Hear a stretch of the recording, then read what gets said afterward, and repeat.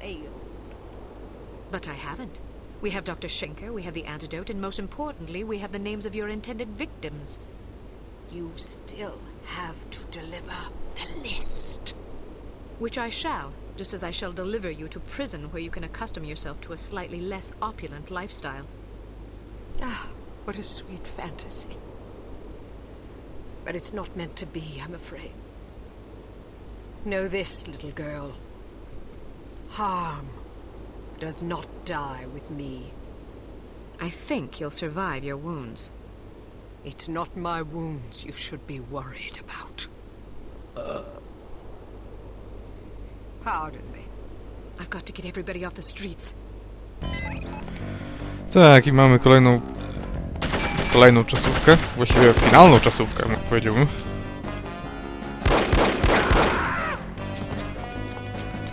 Musimy, jak powiedziała Cate, wszystkich przegonić z ulicy. Przy okazji zabierając materiał, o którym mi wiadomo. Jedyny, o którym mi wiadomo. Tutaj i właściwie nie jestem pewien, czy... Tak, moje celowanie z tego badziewia jest okropne. W każdym razie rozmieszczenie tych cywili raczej nie jest losowe nigdy. Bo już enty raz ich widzę w tych samych miejscach.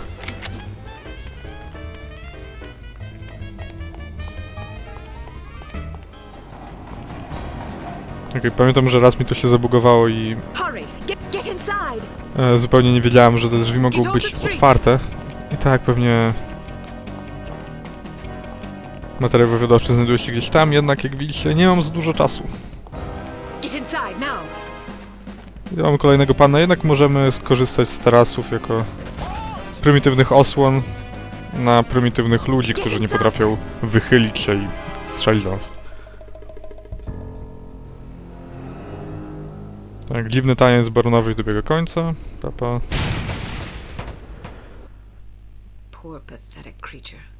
Właściwie nie wiem, co to było. Największy mam problem z tym, że ta eksplozja w ogóle nie jest jakoś zobrazowana lepiej. Jako eksplozja może. To wyglądało jak po prostu puf. Miss Archer. I trust you're recuperating suitably? Quite so, Mr. Jones. Thank you for the champagne. It's a tradition I began back in the war, to reward my boys for a mission well done. It pays to have friends in the supply department. So, does that mean I'm one of the boys? I suppose it does. Figuratively speaking, of course. Oh, chwała Bogu. Of course. Miss Archer, I realize I have been somewhat abrasive during this ordeal. You've been a belligerent oaf. I hope you can understand that I take our collective purpose very seriously. Although I was highly skeptical of a woman's ability to handle this mission, I am overjoyed to have been proved wrong.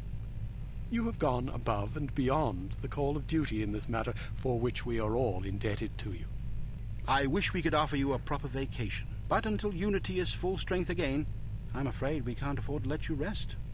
Thank you, sir, but I've waited a long time for a chance like this. I wouldn't dream of going on vacation now. That's the spirit. Well, I'm going to go home and see if my wife remembers me. See you both tomorrow. I'd best be going too. I haven't bathed in 3 days. I imagine I'm a bit ripe. Okay. Is this how it ends, then? How what ends? Saving the world. That's what we did, right? Yes, that is what we did. Is it always like this? Weary farewells and shuffling off home for a hot bath and a good night's sleep? A good night's sleep if you're lucky. Yes, Agent Archer. It is always like this. Saving the world is our job, you see. If we do it properly, nobody even knows the world is in jeopardy to begin with. Not a lot of fanfare, I suppose. Just the satisfaction of a job well done. An important job. I like to think so. Good night, Agent Archer. Good night, Mr. Smith. Good night.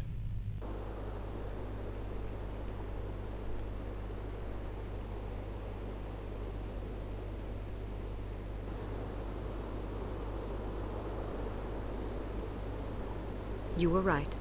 Last night I slept peacefully for the first time since my father died. How touching. Tom? You owe me more than you can imagine, Ms. Archer. I thought you... You have no idea what I put myself through, and I'm not gonna get a dime for it thanks to you. You're the traitor. Hey, I'm not proud of what I did, but I was gonna get a handsome paycheck as compensation.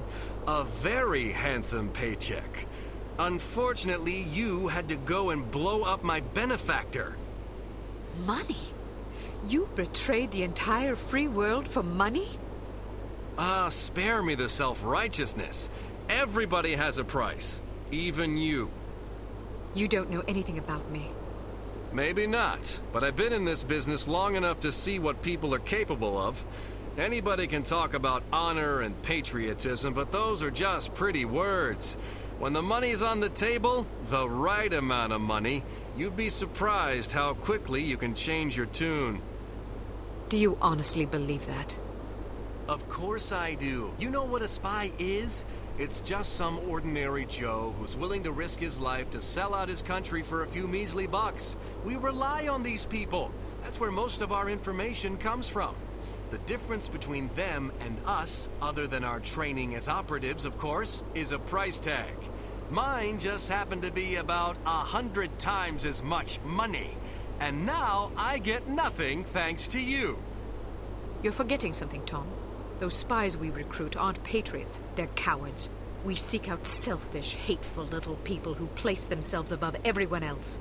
We choose them because they're weak and greedy and arrogant, like you. Touché. Don't you understand what you did? People died because of you. Bruno died because of you. Hey, Volkov killed him, not me. All I did was supply some information. I'm not responsible for how that information was used. We'll see what the court thinks about that. I didn't come here to surrender. Pity for you.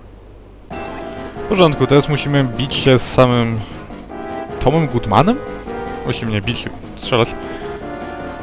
I jeśli myśleliście, że walka z Volkovem była trudna, to z tym przyjemniaczkiem jest o wiele, wiele trudniej.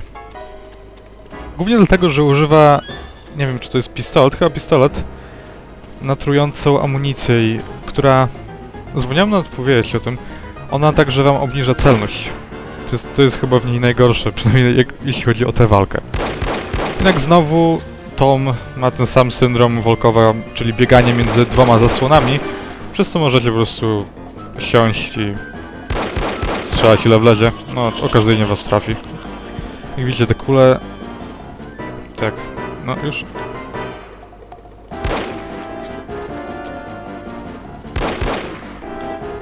Nie wiem, te kule jakby mają trochę ten efekt niecelności, utrzymuje się jeszcze nawet mimo spadku zdrowia, co może być problemem. Dobra. Zjechawszy mu życie do tej strony, mam nadzieję, że przetrzymam chociaż trochę, żeby wziąć tę teczkę. Idź dalej. Szybki zapis. Nie lubię faktu, że muszę z nim się... Musiałem używać tego rewolweru, bo naprawdę nie lubię tej broni. Ale w każdym razie już po wszystkim. Drop your gun. Or what? Are you gonna shoot me in cold blood? If I have to. That's mighty tough talk for a little girl.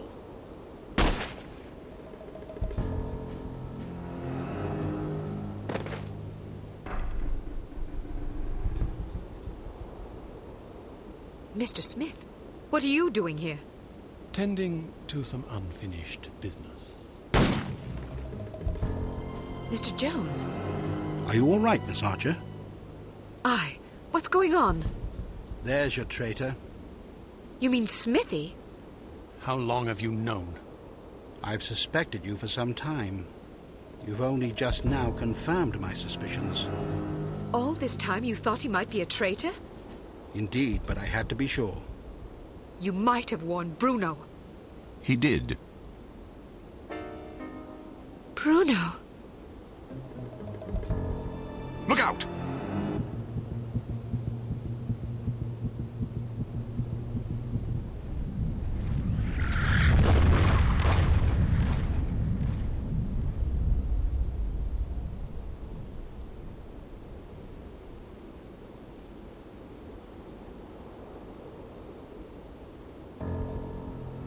Everyone okay?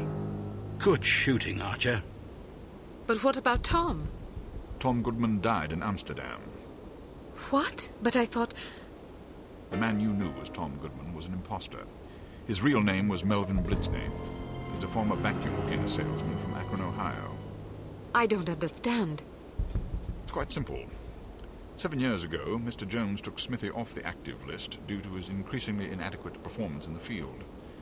Mandatory retirement came as a great blow. Smithy, like many operatives, thought of himself as a man of action. He viewed his reassignment into the role of an administrator as an insult to his virility. He kept his dissatisfaction to himself, secretly plotting to discredit Jones and, in the process, line his own pockets. To this end, he recruited Melvin Blitzney, who underwent plastic surgery, extensive training, and months of voice lessons in order to become Tom Goodman, for whom Smithy, meanwhile, laid a deadly trap in Amsterdam. How did Smithy hook up with a vacuum cleaner salesman from Ohio?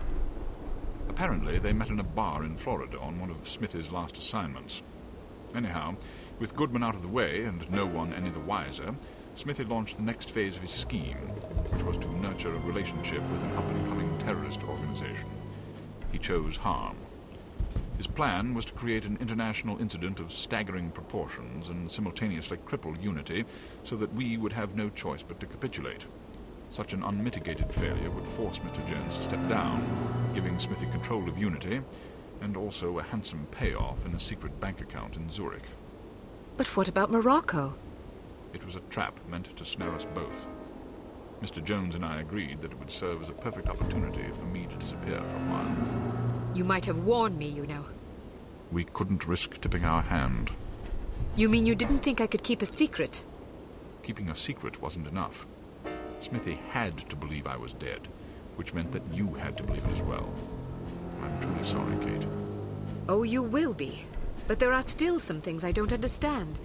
Smithy was extremely forthcoming with information for someone who wanted us to fail. Every mission he sent you on was a trap. Eventually it occurred to him that you were far more competent than he had anticipated, but it was already too late by then. You'd outwitted him. Besides, if he'd attempted to conceal information, he would have drawn suspicion to himself, which he couldn't afford. But why did Tom, or Melvin, whatever his name is, blow up the cargo freighter? To get rid of you, of course. But Inga Wagner and Magnus Armstrong were aboard the ship. They were expendable. If you knew all this, why didn't you just arrest Smithy and be done with it? Because we didn't know all this until very recently. Your investigations revealed much of the information we needed.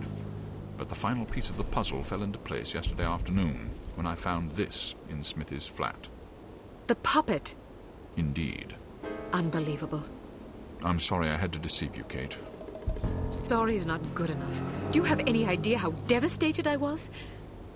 I should leave you two alone. I'm sure you've plenty of catching up to do.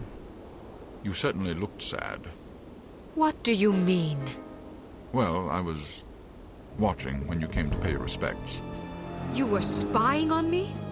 Not intentionally. I ought to kill you myself. Who's buried here anyway? No one. It's an empty casket. An empty casket? Calm down. Don't run away from me. Come back and take what's coming to you. Cate, please. You're overreacting. I'll show you overreacting, you bastard. I tak kończymy NOLFa. Wszystkie intrygi zostały ujawnione, także mieliśmy mały, humorystyczny akcent na koniec. Co mogę powiedzieć o grze? Gra jest całkiem dobra. Gra jest całkiem dobra na tyle, że mogę do niej wrócić. Pomimo tego, że oczywiście bywa całkiem frustrująca. Głównie ze względu na to, że nie mamy jakiegoś dobrego, jak mówiłem zresztą wcześniej, dobrego indykatora ukrycia się. Czasami także w połączeniu z tym oraz z dosyć zabugowanym zachowaniem strażników, którzy czasem mogą nas wypatrzyć ukrywających się w cieniu, nie sprawia to dobrego połączenia. Często jest po prostu tak, że do końca nie wiemy, czy w ogóle skradamy się, czy po prostu przeciwnicy